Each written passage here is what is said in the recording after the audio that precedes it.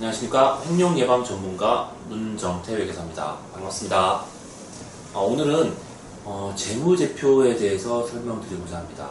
재무제표를 모르시는 분들도 있을 것 같은데, 우선 재무제표란 대차대조표, 손익계산서 이런 것들 얘기합니다.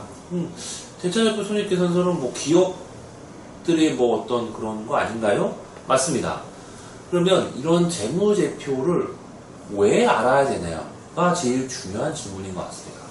재무제표가 모르시는 분들도 대차대조표, 손익계산서, 현금흐름표, 이런 자산이 얼마고 부채가 얼마고 이런 거다 라고 아시면 될 것 같고, 그러면 이 재무제표를 왜 알아야 되는지 요거를 좀 파악을 해보셔야 될 것 같습니다. 금감원에서는 재무제표를 왜 봐야 되는지 이렇게 얘기를 했습니다. 첫 번째는 주식 투자를 하실 때 그 회사의 재무 현황, 즉 유동 비율이 어느 정도인지, 부채 비율이 어느 정도인지, 매출액은 얼마나 늘었는지 이런 거를 확인하고 주식 투자할 때 검토를 하시라고 했습니다. 그다음에 이제 두 번째는 재무제표를 통해서 그 회사와 거래를 한다고 한다든지 이런 거를 확인할 수 있습니다. 예를 들어서 우리가 어떤 제품을 이제 구매하려고 하는데 그 상대방 회사의 재무제표가 영 안 좋아. 그러면 이제 실용도가 좀 떨어지겠죠. 그러면 제품을 만들 능력은 될까? 자금도 안 되는데 그 회사가 원재료를 사올 수 있을까? 이런 거를 좀 한번 의심해 보게 되겠죠. 그러면 그 회사와의 첫 거래를 한 번 더 고려해 볼 필요가 있겠습니다. 재무제표를 잘못 분석을 해서 어떤 일을 당했는지 첫 번째 사례를 좀 말씀드리도록 하겠습니다. 출판업을 하시는 이제 백 사장님이 얘기를 주셨는데요. 이 사장님이 자기가 여유 자금이 생기셔서 어떤 상장회사에 투자를 하게 됐다고 합니다.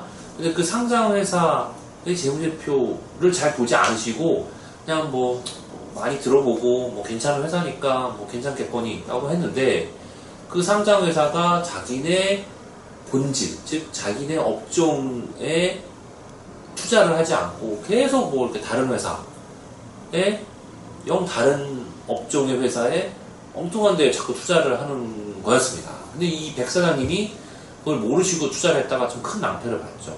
왜냐하면 그 상장회사가 지주회사가 아닌 자기네 본질이 자기네 본업이 잘 안 되니까 엉뚱한 데 이상한 데 투자를 많이 했고, 그러다 보니 자기 업도 잘 못하는데 다른 업은 잘 할 수 있겠습니까? 예를 들어서 우리 사장님이 제조업을 하시는 분이 갑자기 금융업을 하겠다든지, 영화에 투자하겠다든지, 엔터 회사를 차리겠다든지 잘 될까요? 대기업도 그런 게 쉽지는 않습니다. 그러면 그 상장사도 그런 과도한 문어발식 확장 때문에 부채 비율이 높아졌고, 그래서 추가 대출이 일어나지 않아서 부도에 빠지게 됐다고 합니다. 그래서 그 회사는 나중에 상장 폐지까지 됐고, 우리 백 사장님은 당연히 손해를 볼 수밖에 없었죠. 처음에 이 사장님이, 백 사장님이 그 투자하려는 회사의 재무제표를 좀 미리 좀 확인해 보시고, 이 회사 재무 현황이 어떻다, 매출을 좀 늘고 있다, 아니면 투자하는 데가 어디다, 좀 여기 좀 이상하게, 자기네 업에 투자하지 않고 엉뚱한 이상한 회사들이 자회사들이 많네? 이런 거를 확인하셨다면 한 번쯤은 고민해 보셨을 겁니다. 내가 이 회사에 투자를 진짜 해야 될지 말아야 될지. 그런 관점에서 재무제표를 보실 때, 중요하다고 좀 말씀을 드리겠습니다. 그 다음에 이제, 두 번째는, 이런 겁니다. 재무제표를, 그러면 회계사님 재무제표를 볼 때, 어떤 걸 봐야 되나요? 재무제표를 봐야 된다는 건 중요성은 알겠는데, 어떤 팁 같은 게 있으면 좀 알려주세요 라고 했는데, 재무제표를 볼 때 여러 가지가 있지만, 첫 번째는 재무제표를 올해 한 해 거만 볼 게 아니라 작년 거, 최소 작년 거하고 올해 거를 이렇게 비교해 보는 식으로, 작년에 자산이 얼마였는데 올해 자산이 얼마 늘었다든지, 아니면 작년에 매출액이 얼마였는데 올해 매출액이 얼마 늘었다든지, 이런 비교를 한번 해보는 습관이 제일 중요합니다. 왜냐하면 올해 한 해의 그 재무제표만 봐서는 그 회사를 정확하게 이해하기 어렵습니다. 하지만 어떤 추세랄지, 매출이 좀 줄고 있네? 왜 그런 걸까? 아니면 뭐 자산이 늘고 있네? 왜 뭐 이 회사 자산이 늘었을까? 자산이 늘었다고 무조건 좋은 건 아닙니다. 뭐 엉뚱한 자산에 투자를 해서 현금이 있었는데 그 현금을 뭐 다른 자회사 같은데 뭐 이런 투자 회사에 투자했는데 그 회사가 뭐 부실 회사였다더라. 그러면 이제 뭐 현금 다 날리는 거니까 자산이 늘어난다고 꼭 좋은 건 아닙니다. 매출도 마찬가지입니다. 매출이 작년보다 줄었습니다. 그럼 안 좋은 거 아닙니까? 봤더니 영업이익률은 작년보다 더 좋아졌습니다. 이거는 뭐냐면 그 회사가 어떤 매출 신장의 목표를 하는 게 아니라 마진이 나는, 즉 이익이 나는 그런 거래처들 위주로 이제 어떤 업계, 그러니까 사업 재편을 했다.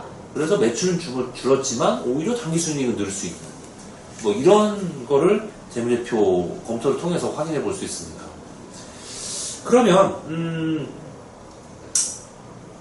이런 재무제표에 대한 검토를 하지 않고 어떤 다른 회사에 투자한다 할지 했을 때 어떤 일이 일어나는지 또 다른 사례를 좀 말씀드리면 10년 동안 제조업을 하시던 이제 심 사장님 같은 경우는 어떤 다른 회사에 투자하려고 봤더니 그 회사가 굉장히 좀 이렇게 뭐랄까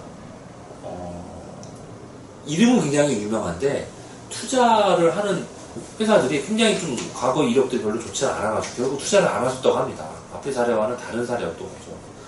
그래서 이 심 사장님 같은 경우도 투자 회사가 굉장히 많은 걸 보고 그 상장사에 투자하는 걸 접으셨다고 합니다. 이런 걸 판단하려면 결국에는 재무제표를 볼 줄 아는 눈이 있어야 되고 볼 줄 아는 눈을 키우려면 그냥 재무제표를 전기와 단기를 비교해 본다든지 아니면 뭐 주석상을 보는 것도 괜찮습니다. 주석이 뭐냐면 뭐 재무제표 맨 뒤에 나와 있는 어떤 뭐 매출 채권이 뭐 어떻다더라, 뭐 유형자산이 어떻다더라, 아니면 뭐 투자자산이 있는데 뭐 어디에 투자했다더라, 좀 더 자세하게 설명해주는 내용들입니다. 그런 주석사항들을 좀 한번 확인해 보시고 투자하기 전에 이 회사가 어떤 회사인지 한번 가늠을 해보시는 게 좋을 것 같습니다. 이상으로서 재무제표에 대한 뭐 보는 방법, 그 다음에 재무제표를 보지 않으면 어떤 낭패를 볼 수 있다에 대해서 설명을 드렸고요. 그 밖에도 더 궁금하신 사항이 있으면 언제든지 연락 주십시오. 이상으로서 재무제표에 대한 설명을 마치도록 하겠습니다. 여러분 안녕.